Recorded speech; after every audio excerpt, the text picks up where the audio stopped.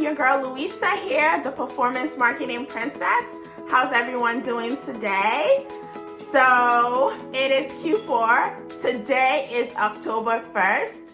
It feels like D-Day. First of all, let's just be grateful that we have made it so far this year, but there is a lot of work to do. I'm a performance marketer, growth marketer. What I do is that I like to work with brands who are looking to scale their growth. I mean, they are looking to double their revenue, triple, quadruple, whatever your goals are. And I like to come in and work with brands that do that. So today we're going to be talking to e-commerce brands, and today we're going to be talking about BFCM. Yeah, what is BFCM, right? It's not BFF, BFCM, it's Black Friday and Cyber Monday, right? It is going to be in about 2 months. So you have the rest of this month, and then Black Friday is at the end of November. So it's almost here, and a lot of brands have been gearing up. They've been getting ready. A lot of the bigger brands have. But for this channel, I want to talk to smaller businesses. I especially have a place for women, female-owned, and Black-owned businesses. So I want to give you the tea on what you can do right at this moment. Very, very actionable advice on what you can do to make sure that you are ready for the biggest selling period pretty much ever, right? In e-commerce, right? Usually just every year, this is when most businesses go from red to black. This year is not going to be an exception. And you don't want to be that one who doesn't take advantage of it. So obviously with the new normal, 30% of global retail sales are predicted to happen through digital means. Right? So we're not going to see as many people going to the stores anymore. We're not going to see those long lines in front of stores trying to buy items, because everyone is going to want to be home and safe and with their family. And the things that we're hearing about a second, resurgence, it looks like that is what is going to be the case. At least that is what the experts are thinking. So we're going to see a lot of people still buy online, purchase online, especially millennials, especially Gen Z, and even our Gen X and even older. And then we're going to see some people do curbside pickup, drive-through pickup, that sort of thing. So how do you get ready to hopefully set your business up for success in this environment? So I like to use Shopify, so I'm going to talk a lot about if you have a Shopify site, because it's the easiest, but I think a lot of it can work if you have BigCommerce or WooCommerce. And I have a code below if you want to sign up for Shopify. If you don't have Shopify to support, I get, a little percentage of that. Thanks, Shopify. So the first thing is that Shopify is saying that there are going to be more mobile purchases this year than desktop purchases, right? A lot of times it's late at night, I'm having a little insomnia, and I'm on my phone, and next thing you know, I just bought a new dress.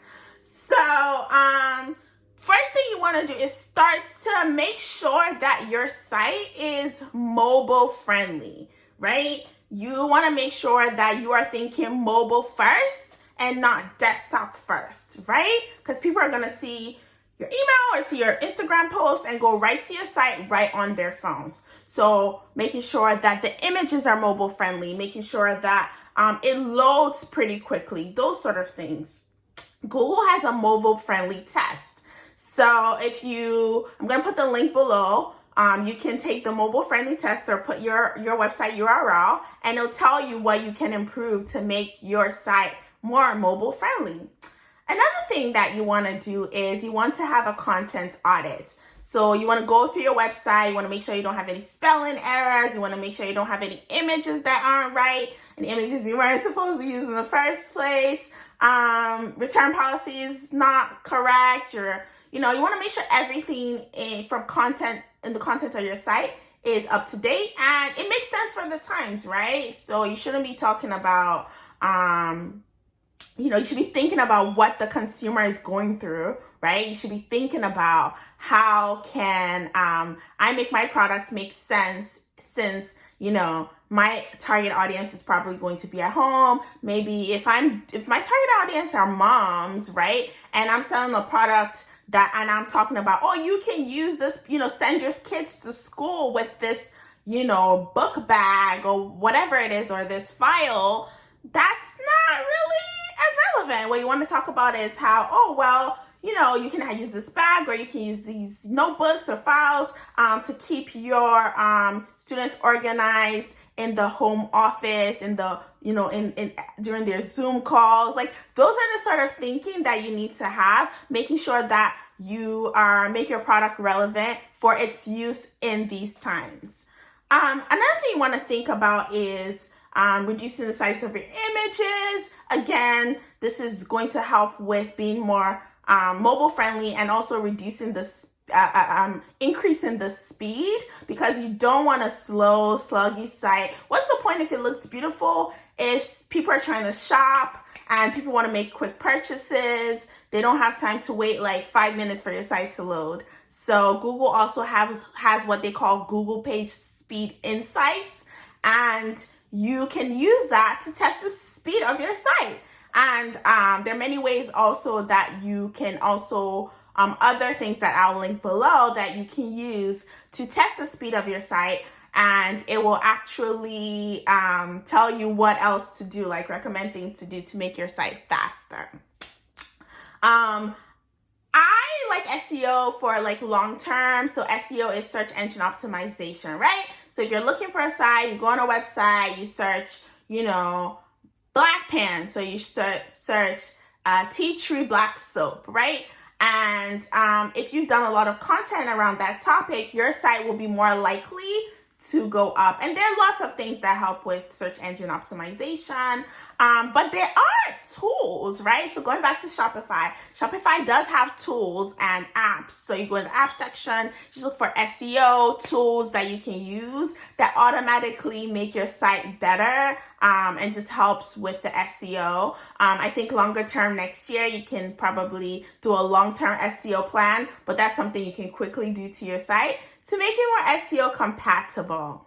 Another thing you want to think about is adding new checkout options. So there are a lot of new checkout options as far as payment checkout options that are actually encouraging people to buy more from your site. So obviously, PayPal. A lot of people like PayPal because it has a really good, like if you ever have issues and you use PayPal, a lot of people feel very comfortable that they'll get their money back, so they like that. But I want you to also think beyond that, right? Beyond PayPal, beyond accepting all the major cards, you want to add things like Google Pay, right? So for people who have a Google Android phone and have Google Pay, it's like a 1 to 2 step checkout process.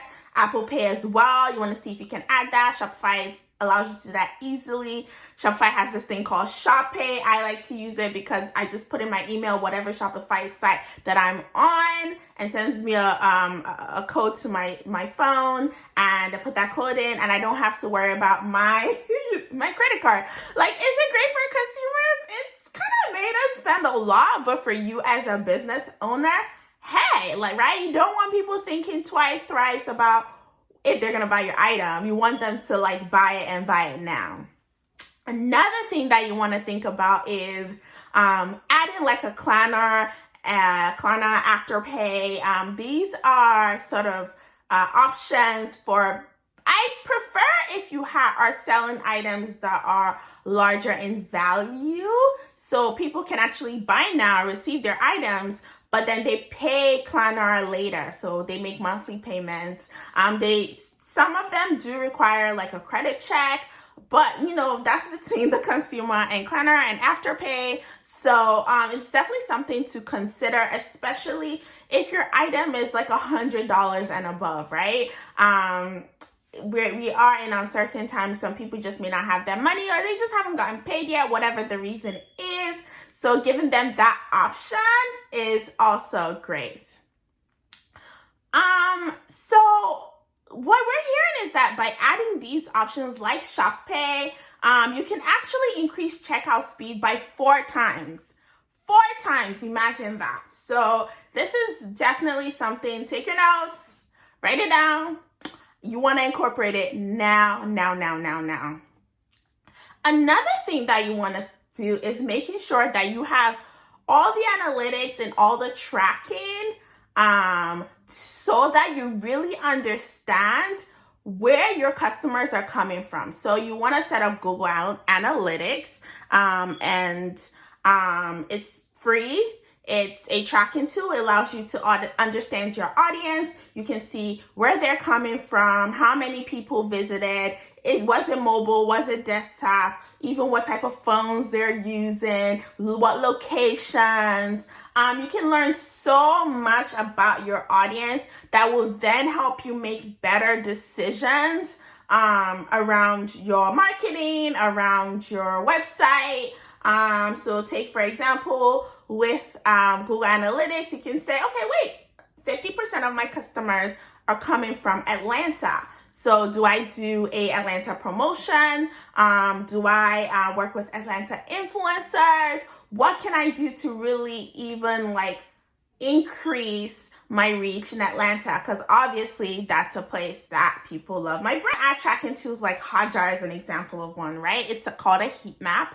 It allows you to see how people are sort of engaging on your site. So it tells you, oh, people like to click on this button, or they're scrolling up and down in this area. That allows you to see, okay, are there things that people are more interested in? Is this where people are converting? Maybe I move that information up top so they don't have to scroll down. Are people confused? Do they get somewhere and then they drop off? So is there some language there that is, just not allowing people to converse? So that's another great tool that I like to use. And if you go on Shopify, you go to app section, you can also test out, you can just search heat maps, and there are lots of options as well. And you want to be experimentative, right? You should have been experimenting up to now. October is not the best time to experiment, but it's okay.